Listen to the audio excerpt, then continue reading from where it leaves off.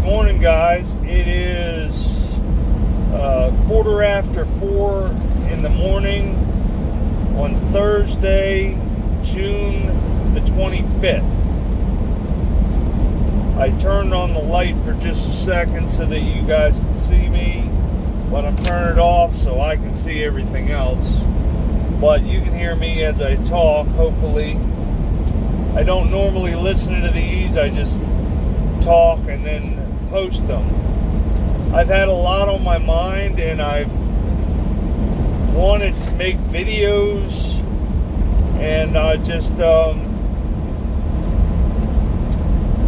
haven't really been able to get anything.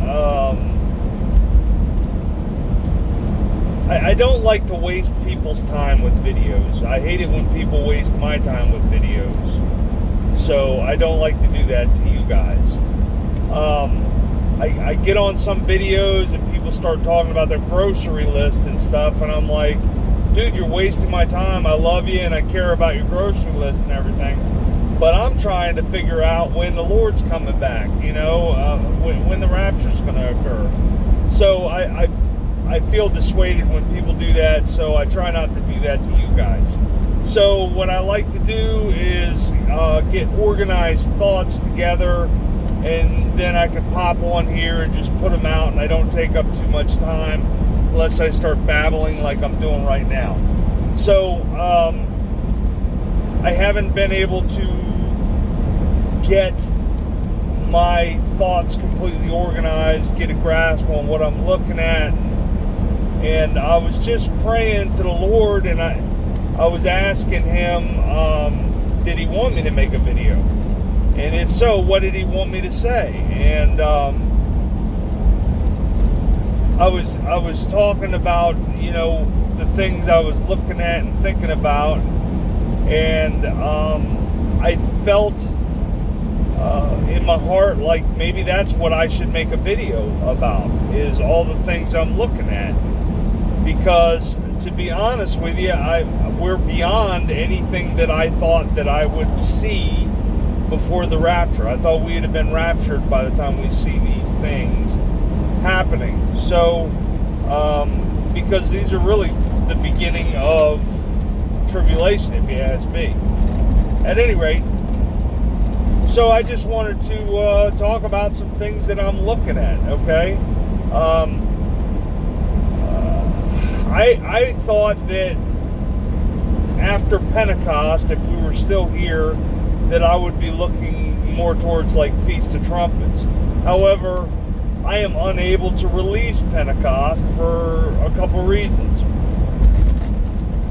One, Steve Moonette had put out a video making a case for late July Pentecost, and I was not able to fully understand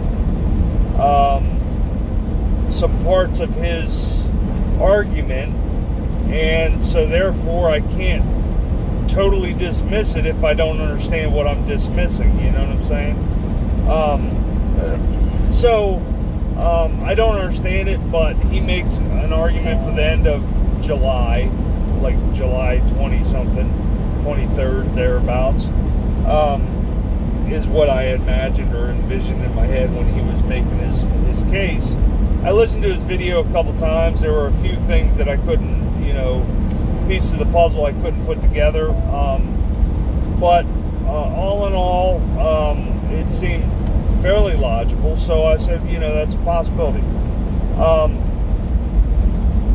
The 4th of July is, to me, shaping up to be a possibility. Now, the Ring of Fire eclipse that occurred, my goodness, I don't even remember when it occurred, a couple days ago. I really thought, I was very hopeful that was a sign from God, that was it, like a wedding ring or whatever. But the blood moon on the 4th of July,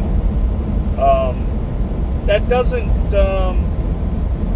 doesn't really ring my bell so much. But the threats from Antifa, or Antifa, or whatever you want to call it, stands for anti-fascism, I guess. So, not that I fully understand that, but Antifa apparently has plans to do some stuff in Gettysburg on the 4th of July. They're against America. They're against freedom. They're all about getting rid of the police, and then, I guess jailhouse rules. The strong will survive, and everybody else screw them.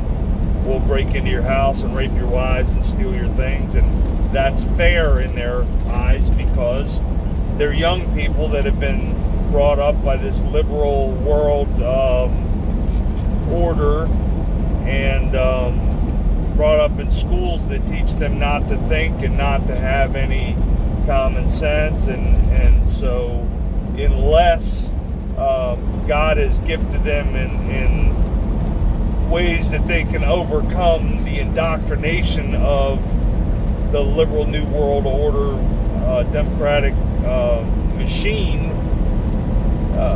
they are doomed to have nonsense. I've had conversations with some of these people, and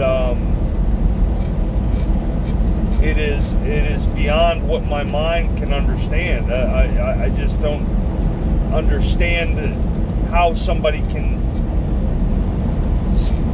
put so much effort into not thinking for themselves, into not having this. I'm going down a rabbit trail. I had a conversation with this guy, and I was going to start talking about the conversation that I had with him, but it's really it's a non-point. The point that I was making is Antifa is supposedly supposed to descend upon Gettysburg, which is not far from where I live. I could probably be there in 15-20 minutes, I think. But anyway, and do who knows what on the 4th of July. So I'm thinking they're going to defile, they're going to rip down statues and probably do a lot of spray paint and stuff. But they're peaceful protests. I watched some of their peaceful protests where they were knocking dudes unconscious and then kicking them in the head as they lay in the street, basically paralyzed and unconscious, and they just kick them, and that's their peaceful protest, right? And they somehow think they're justified stealing things and looting. They use the word looting because I guess it is a softer word for them, and it makes them feel like, I don't know, they're somehow compassionate, or I don't know. But at any rate, I've seen some of the videos from the things that are going on, and I'm beside myself that these people think that they're justified in doing this. I've listened to their leadership, or some of their leadership talking, and some of their demands, and I wonder how they can even tie their shoes. How do you get your pants on if you don't have a brain? It's really ridiculous to listen to these people, and they are some of the ones that I've heard. I heard this lady talking, and she just, I mean, it was total nonsense. She was a total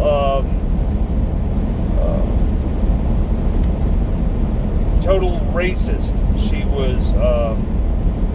She's a black lady that looked like almost like a Caucasian black person. You know what I'm talking about? I don't know how to describe it, but she was saying that she was asked if she was an American, and she was saying, no, I'm an African that was brought over here. Well, she looked like an African with a lot of Caucasian in her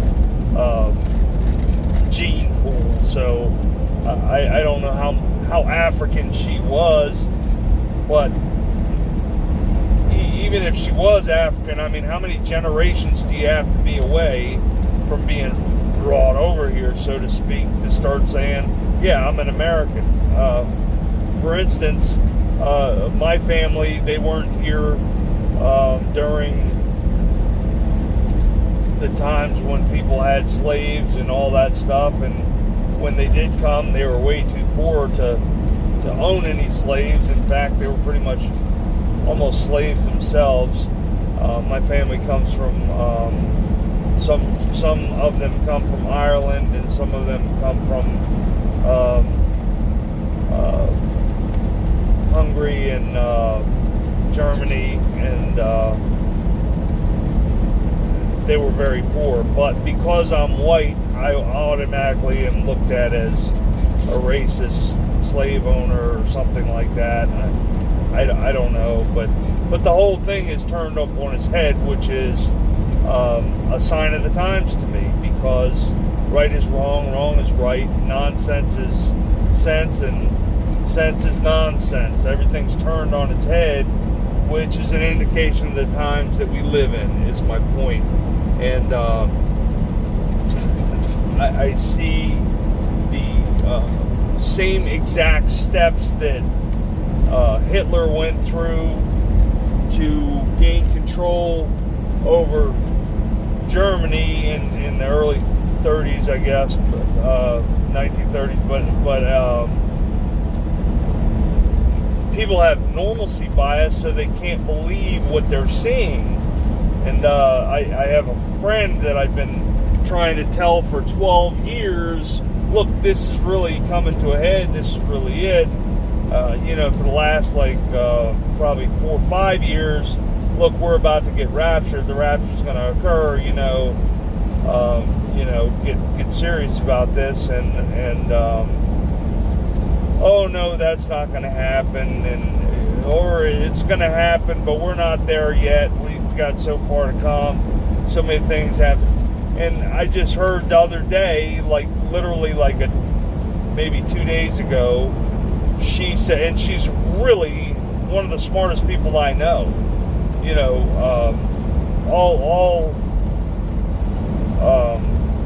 All respect for her intellect and everything, but she has normalcy bias, and she's unable to get past what she's used to. But she's like, oh no, too many things have to happen. Listen, guys, 7.7 earthquake downgraded to 7.4. So I'll say a 7.4 earthquake, the day before yesterday, Mexico. And then last week, 7.4 earthquake. I don't even remember where it was at. I want to say somewhere like India or Indonesia or something like that. I don't remember. 6.7 right before that. 5.8 in California, I think yesterday.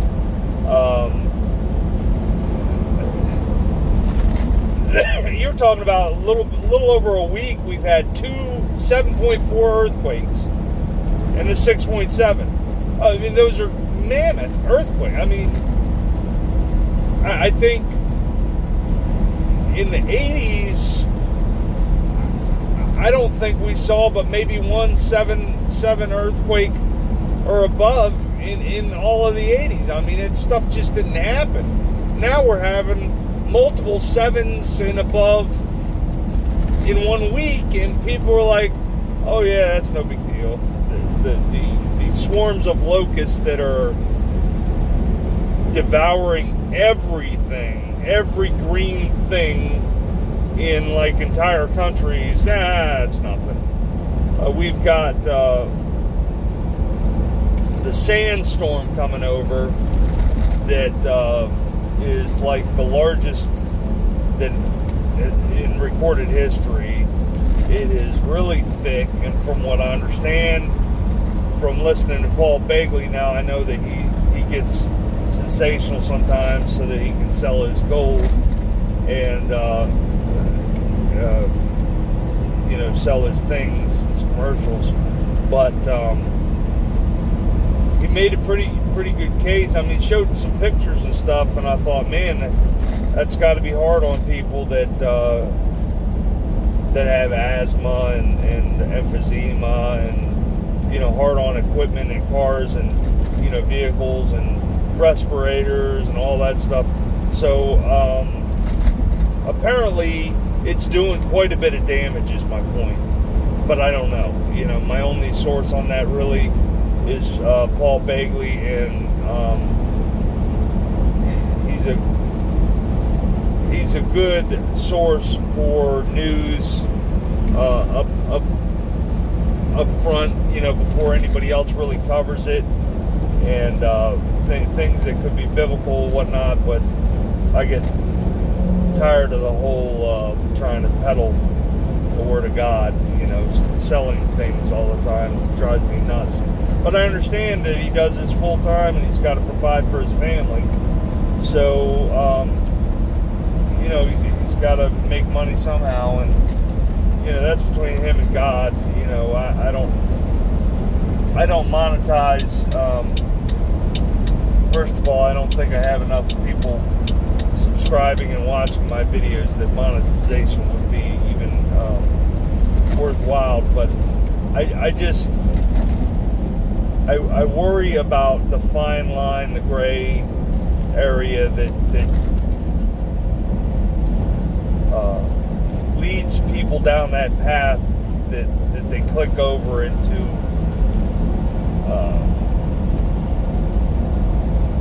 becoming money changers in the temple, so to speak. I think it's a fine line, and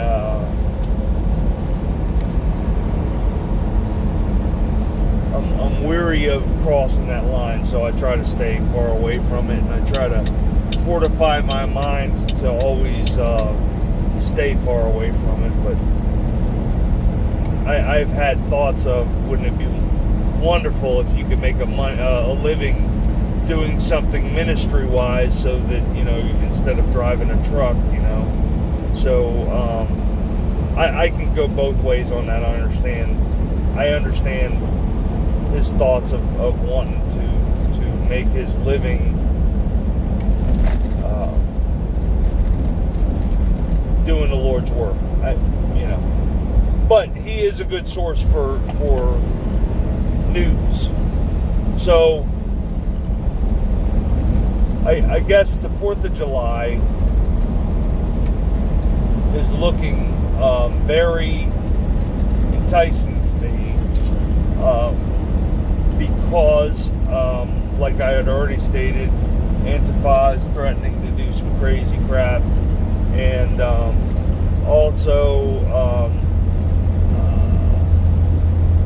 Tim Henderson had put out that his source that has proven in the past to be reliable, he said that source is saying that China is apparently trying to do an EMP attack on the U.S. And I've often thought, if I was going to attack the U.S., a good time to do it would be the 4th of July. I always thought that there would be key times to attack a country, and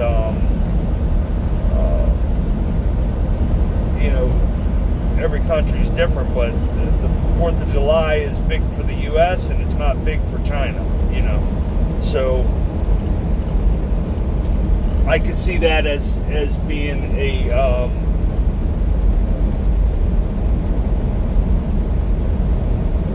logical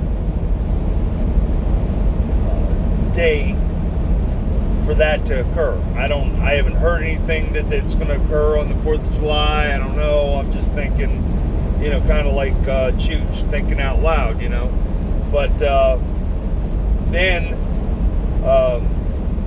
the U.S. naval fleet is gone and surrounded China, basically. Not the entire naval fleet, but but apparently a pretty good chunk of it has gone out there and basically almost not even really a show of force. It's almost like they're bracing, getting ready. They're getting ready. They want to be in position because something's getting ready to go down. So that lends credence to what Tim Henderson said about China attacking. Now, I know that China likes to use North Korea as a guy to go do their dirty work, so they don't have to take responsibility for what they're doing. They're just influence North Korea, whether they do it through money or whatever benefits they give North Korea for picking a fight with the big boy on the campus. Then they can jump in and say, hey, why are you picking on North Korea, poor little North Korea? And they can jump in and say, well, we didn't start the fight, we're just back in North Korea. Well, in reality, they probably did start the fight. They probably told North Korea what to do, and North Korea went and carried it out. So I don't know if anything's going to come out of North Korea, I'm starting to lean towards maybe Kim Jong-un did die and his sister's now in power, but I don't know, but his sister is definitely stepping up, and Kim Jong-un has not been seen or heard from. So I'm thinking that this could all very well come to a head somewhere on the 4th of July. And now a lot of people that have dreams and visions and all that stuff, and I don't put a whole lot of stock into that, not because I don't believe some of them or a lot of them are legit, but just because I like to lean on the Word and look at things that are concrete that you can see. I love it when the Lord does stuff in the stars, because that's something that mankind has absolutely no hand on. There's nothing you can do to move a planet. I mean, we don't have that authority, power, technology, whatever. We cannot influence that, and we can't stop it, we can't change it. So when God says something in the stars, it's God saying it. There's nobody that can say anything else, So I love it when he uses the stars. The political stuff, kind of, I'm weary that, iPet Goat starts out and it's got like Satan's hands holding the strings, working the puppets, you know what I'm saying? Illuminati kind of stuff. So the political stuff can be somewhat staged, if you will. The natural stuff, really, I put a lot of credence in the natural stuff. But the bottom line is that it's all coming to a head. Things celestial, politically, natural things, earthquakes, tornadoes, hurricanes. We were having hurricanes like 2-3 months ahead of schedule this year, and they are apparently slowed down by this dust storm that's so crazy. The locusts that are just, it's mind-blowing if you really look into what all's going on and the actual signs that are happening. So, and it seems to be picking up steam. The big events are happening at more rapid pace every day. Like, every day there's more things happening than happened the day before, and it's like doubling every day or whatever. It's just getting to a point, it's like a crescendo, and you're like, how can this continue to get more and more intense without it busting wide open. I mean, the earthquake in Yellowstone the other day was like 4.0 or something like that. That's a pretty major earthquake over a powder keg. I mean, that if Yellowstone goes off, it's all over. That's the end. So I see all these things happening, and I constantly am in prayer wondering how much longer before the rapture occurs. And I realize if we had to wait 10,000 years, it would still be worth it just to experience that. I mean, it is a privilege to live in this day and age and witness all of this happening. And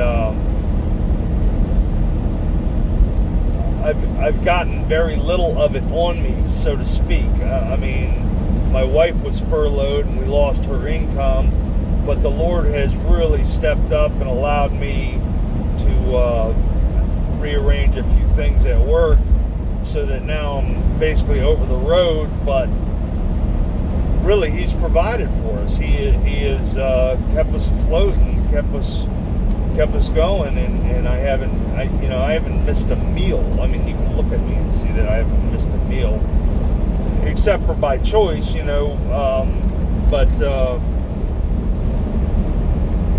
but it's amazing how He's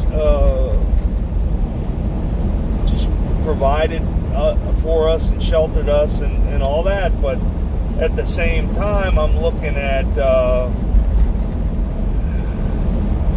people that live in these cities that are rioting and whatnot and getting beat down. This lady in York, Pennsylvania, which is not far from where I live, drove down the wrong street, and the peaceful protesters snatched her out of her car and killed her because they drove down, I guess, a street that they had claimed as their property, So I guess it's not public property, or I guess they thought it was, justified to just kill whoever comes driving down the street that they want to do a peaceful protest on. So they killed her. I mean, that's not far from my house, So I don't know if that lady was a Christian, but it could have been me. I work out of York, and the other day I drove down a street, and in a tractor trailer, no less, and they had it closed off because there's a railroad track that goes across that road, and they were redoing the tracks, and so they closed the road. So I had to figure out how to do a U-turn in a tractor trailer on a not a really big road, but I ended up getting it turned around all right. But I was going down some other streets trying to figure out how to get around it. Now, if I'd accidentally turned onto their street, the street that they had decided to protest on, would they have yanked me out of the truck and killed me? And I'd have said, God bless you all the way, because I'm going right to heaven. Lord, take care of my family. I would not have,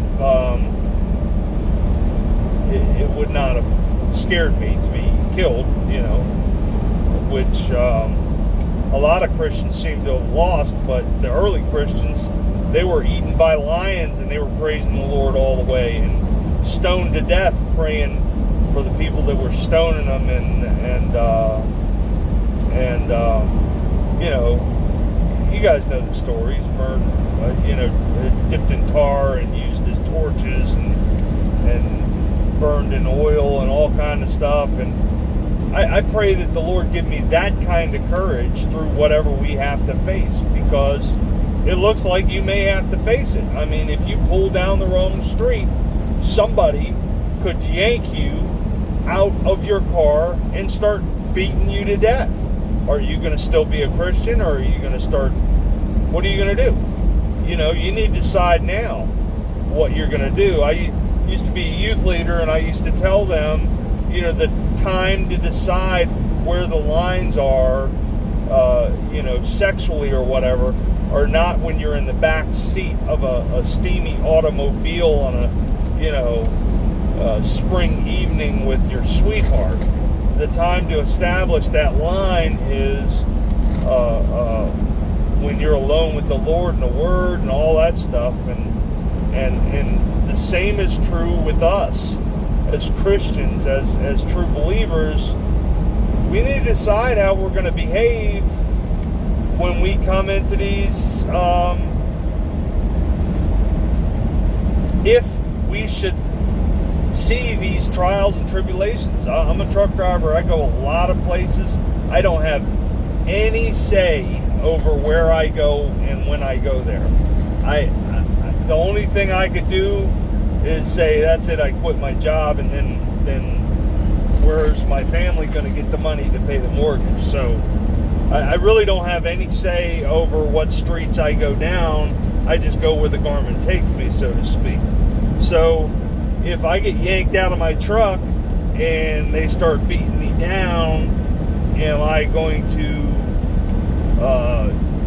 try to all of a sudden become Superman and fight these people off, or am I going to try to witness to them? And I say, Lord, give me the words, let me witness to them. It'd be great if I could lead just one person to Christ. And you know what? They may not come to Christ until after you're dead, and they're thinking about the things you said and how you died and how Christ was reflected in your last moments.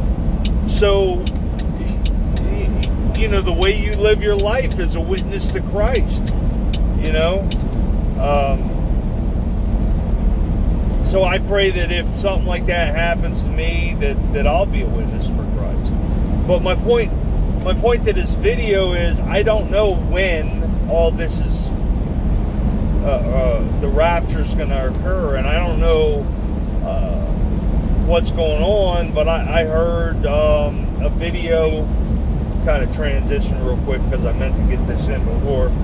I heard a video. I listen to this guy all the time. I love him. He does his own music. He's from like New Zealand. And Tony, oh man, I can't remember his name. I'm sorry, brother. But anyway, your stuff is fantastic. Not that he's ever going to see these videos, but his stuff is fantastic. But he does basically like online YouTube radio, kind of like blog type thing. I don't know what they call it. But he did an interview with this guy that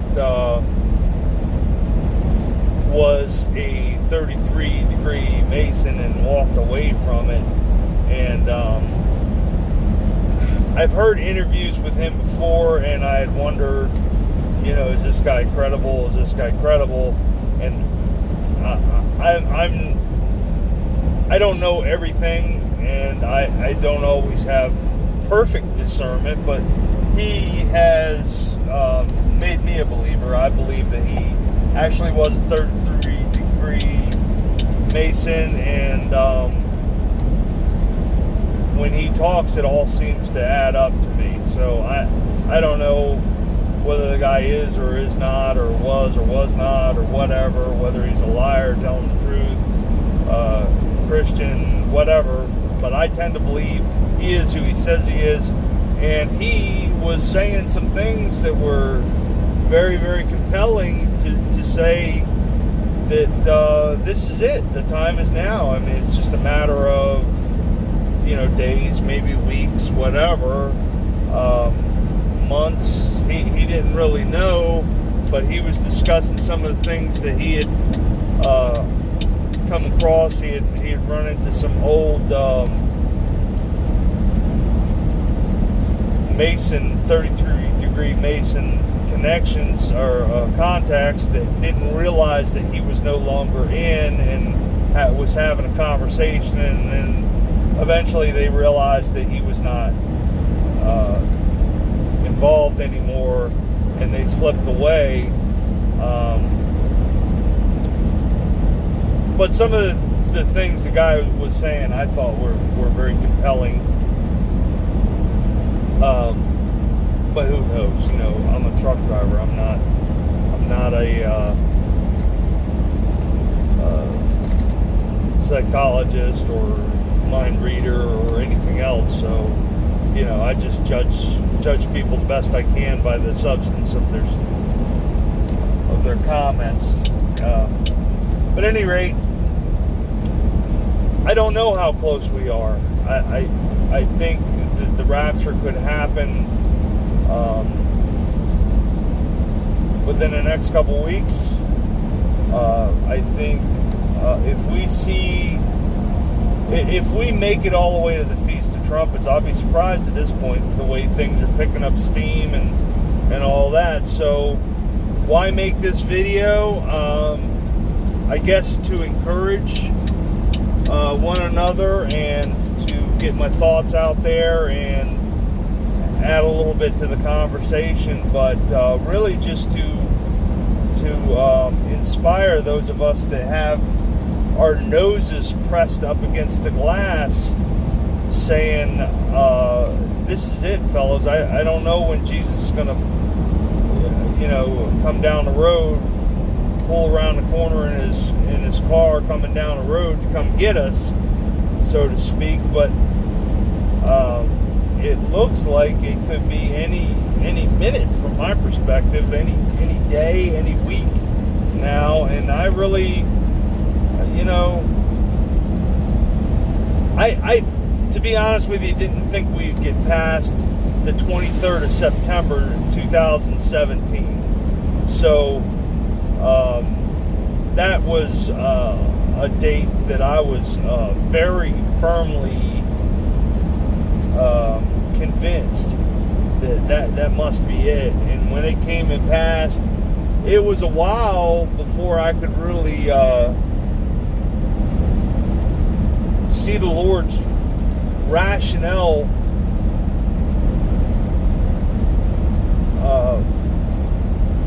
then afterwards more things started to fall into place, and more pieces of the puzzle were clicked in to make the picture become more clear.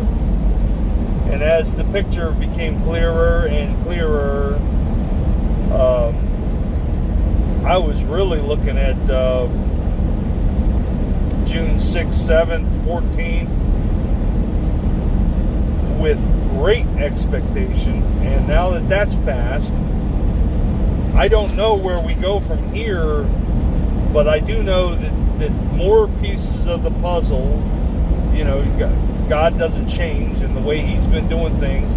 More pieces of the puzzle will fall into place, and it will become clearer and clearer and clearer until the picture is crystal clear, and we're standing in heaven with one another going, man, that was one wild ride. But when I first became a Christian 23 years ago, maybe it might be more than that now. I'm still going to stay 23. 23 years ago, I don't think it's quite 24. But anyway, I was looking around shortly thereafter as I was beginning to learn the scriptures and everything, and I was like, this does kind of look a little bit like it. Well, it could be. No, they've been saying that for years. Well, what about this? What about that? You know, and I was starting to think things were heating up then, kind of looking like a possibility the rapture could happen, like these could be the end times. Like I could actually be the last generation. I could be one of the guys that's living to see the rapture of the church. Wow, what a fantastic privilege that would be. What an honor it would be to see those things come to pass, come into play, and see how He finishes it up and fulfills His prophecy and everything, and how amazing that would be, but only casually believing that it could be really true. And now, 23 years later, I'm going, wow, this is really like I'm no prophet. I don't know when I'm going to die or whatever, but I probably won't die. I'll probably experience the rapture. The point that Christians have been looking forward to for 2,000 years. The culmination of all the biblical story, the entire purpose and idea of the Bible to show God's plan, and we're right here at that great event. I mean, it's like when I was a kid, I used to get real excited on New Year's Eve, and I used to get all excited because I was able to stay up late and wait until midnight for one, just so I could experience the changing of the new year. And we'd have pots and pans ready to bang, and those little, I don't know what they call them, party favors, of like whistles that unfold, and you know, and confetti. We'd take all different colors of paper and shiny stuff, and we'd pop them with the hole punches, and we'd make a bunch of confetti to throw around, and we'd get all ready to do all this stuff, you know, at midnight. And then we would have this party leading up to midnight, and we'd eat crazy. We always ate sardines. I never really understood that. But sardines and crackers on New Year's. But we had our traditions. We drank a lot of soda pop, which I didn't get to do when I was a kid, and we ate a lot of candy and cakes and stuff, and there was a big hubbub and big to-do. And then leading up to, and I can remember how you felt like just a couple minutes before the ball started to come down. You know, we'd watch the Times Square ball, the Big Apple, whatever they call it, but there was a big bright red ball in New York City that would start to come down, and then they'd count it down, 10, 9, 8, and I remember those seconds before the anticipation of the great celebration. And then when it finally hit the bottom, we would carry on like crazy for like 15 minutes, and that was the great the climax, the crescendo. You know, it was fantastic. It was New Year. Well, now we are actually living in the time when the great climax, the crescendo of all of the Bible, of all of history. I mean,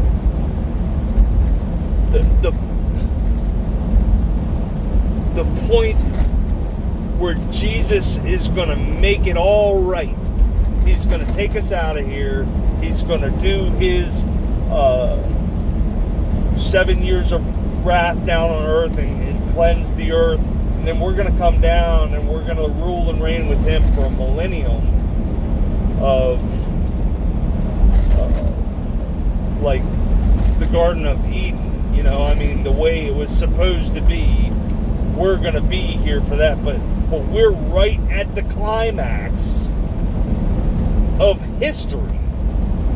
And we're allowed to be, we are privileged to be alive to see it, to experience it, to be, I mean, every Christian in history has wanted to be raptured, to experience the rapture. And we're actually, you know, I don't know, you know, some of you may have a heart attack before this video is over. So I don't know. But if nothing unusual happens, if the Lord is willing, you're going to experience the rapture of the church.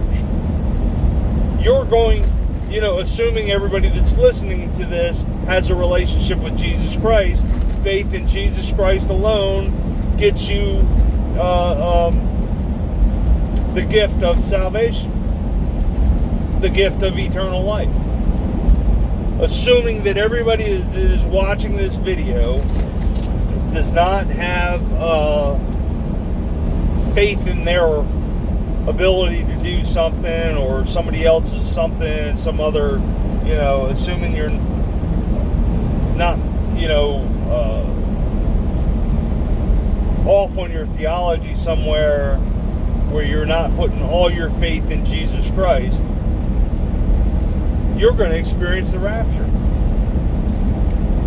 I mean, that's the craziest thought in the world, but it is reality. Normalcy bias makes it very difficult for us to get our heads around that, our minds around that. But it is fact that biblical prophecy is coming to a head, and I don't know how much longer we have, but it can't be long, fellas. Guys, I'm sitting here making this video, and I've been taping like 45 minutes, okay? So, in those 45 minutes, I'm thinking I need to go jump on and find out if anything's happened in those 45 minutes, because that's how quickly things are snapping off. Like day by day, I go to sleep at night, I wake up the next morning or whatever, and there's been another 5.8 earthquake, there's been this, there's been that, there's a dust cloud moving in, whatever, and you're like, man, you can't keep up with it, your head's spinning. So look up, for your redemption draweth nigh. Trim your wicks, get your lights burning as bright as they can. Don't be afraid to speak out for Jesus Christ. Try to spread the gospel to anybody that'll listen to you, because you have very limited time. You're never going to have another opportunity to share your faith. Once the rapture occurs, there's going to be no evangelism in heaven. You follow what I'm saying? So this is it for us, guys. This is our last push. We have we've already won the battle. We just have to finish this last little moves, So I pray that you'll fortify yourself. Trim your lamps. Let them burn bright. Go talk to somebody. Go spread the word, and pray that the Lord will put, and I pray that the Lord will put somebody in our lives, each and every one of us. He knows who's going to hear this video. I pray that He puts somebody in your life that brings this subject up, that you don't even have to initiate the conversation, that they bring it up and stimulate it, so that you can just pour out what you know on them. And maybe it's just experiences. Maybe you're one of these people that has deep biblical knowledge, that have been studying the Bible for years and years and years. Maybe you're somebody that's pretty much a novice to the Bible, but here's your experience in life, whatever. But I pray that you'll move somebody closer to Jesus Christ today. I pray that you will move somebody closer to Jesus Christ today in a profound way that will change our life for eternity. In Yeshua's name I pray. Amen. And Yahweh, I just thank you for all these people that take the time to watch these videos, and I hope that I encourage them. I hope that I stimulate their mind, and I pray for each and every one of them that they will fulfill your purpose in their life, and that they will bring you glory with every breath they take, in Yeshua's name. Amen. All right, I love you guys. I've gone a little longer than I wanted to, but be blessed. Look up, for your redemption draweth nigh. We're right there. We're right close. So I'm going to sign off for today. I love you. Bye.